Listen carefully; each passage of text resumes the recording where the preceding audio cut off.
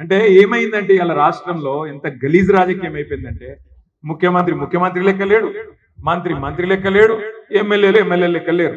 మొత్తం ఒకటే దుకాణం తెరుచుకొని కూర్చున్నారు. ఎక్కడోడు అక్కడ ఎక్కడ దోచుకో స్కీమ్ నడుస్తాను. దాచుకో ఇక్కడ దోచుకోవాలి. మొత్తంగా ఎక్కడ ఏది దొరికితే దాన్ని దోచుకోవాలి, తీసుకుపోయి దాచుకోవాలి. ఎంత సిగ్గుచేటంటే దోచుకోని ఉత్తగానే అంటలేను నేను. ఇవాళ ముఖ్యమంత్రి గారి మొత్తం కుటుంబం సకుటుంబ సపరివార సమేతంగా రాష్ట్రంలో ఎక్కడికక్కడ బ్రహ్మాండమైన దోపిడీకి తెరదీసినారు. మన సింగరేణిలో ఇవాళ సింగరేణి సంస్థను నడుపుతున్నది ఏ మంత్రి గారో లేకపోతే ఇక్కడ ఉన్న అధికారులు కాదు. ఇక్కడ ముఖ్యమంత్రి గారి కుటుంబంలో ఆయన బావమరిది సృజన్ రెడ్డి కనుసన్నల్లో సింగరేణిలోని ప్రతి కాంట్రాక్టు ఇక్కడ ఆయన్నే చూస్తా ఉన్నాడు. మీకు తెలుసు, సింగరేణిలో భారతదేశంలో ఎక్కడా లేని విధంగా సైట్ విజిటేషన్ సర్టిఫికేట్ అని కొత్త స్కీమ్ పెట్టింది. అంటే ఏంటంటే ఎరికేనా, సింగరేణిలో ఎవరైనా టెండర్ వేయాలంటే సైట్ విజిట్ కు రావన్నట్టు. వాడు జార్ఖండోడు కావచ్చు, బెంగాలోడు కావచ్చు, మహారాష్ట్రోడు కావచ్చు, తమిళనాడు కావచ్చు, దేశంలో ఎక్కడున్నాడు అని కావచ్చు, ప్రపంచంలో ఎక్కడోడన్నా కావచ్చు, వాడు సింగరేణికి రావాలి. వచ్చి ఏం చేయాలి? సైట్ విజిట్ చేయాలి. చేసినాక ఏం చేయాలి?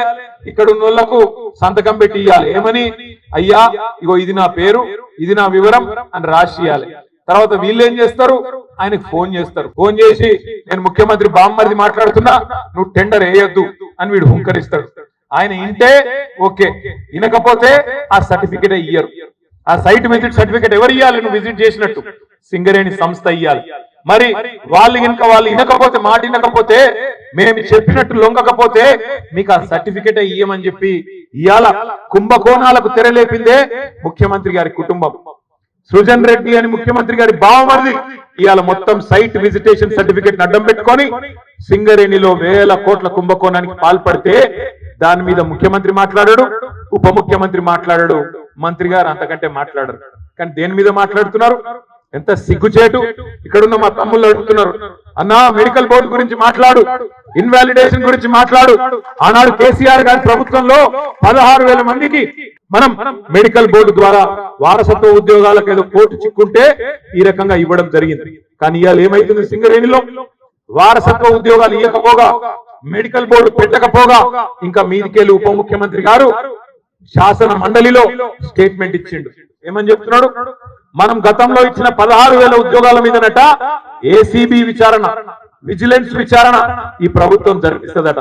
నేను దమ్ముంటే మంత్రిని అడుగుతా ఉన్నాం, ఉప ముఖ్యమంత్రి గారిని అడుగుతా ఉన్నా, దమ్ముంటే నీ బావమరిది సృజన్ రెడ్డి మీద వెంటనే ఒక సిట్ అయ్యి ఏసీబీ ఎంక్వైరీ అయ్యి, ఎవడు దొంగనో ఎవడు దొంగతనం చేసిండో బయటకు వస్తుంది. మీరు వేయాల్సిన విచారణలు మేమిచ్చిన 16,000 ఉద్యోగాల మీద కాదు. చేసుకుంటే అది కూడా చేసుకో, మాకేం ఫరక్ పడదు. కానీ ముందు ఇక్కడ మెడికల్ బోర్డు పెట్టు. మా తమ్ముళ్ళకి వేలాది మంది ఎవరైతే ఎదురు చూస్తా ఉన్నారో వాళ్ళ కోసం పెట్టాలి. పెట్టకపోతే తప్పకుండా సింగరేణి ప్రధాన కార్యాలయాన్ని కూడా బీఆర్ఎస్ తరఫున ముట్టడిస్తామని చెప్పి కూడా వారిని హెచ్చరిస్తా ఉన్నారు. మీరందరూ కదిలి రావాలి. ఖచ్చితంగా ప్రతి బొగ్గు గనిలో కూడా మళ్ళీ అగ్గి మండిస్తాం, వదిలిపెట్టం.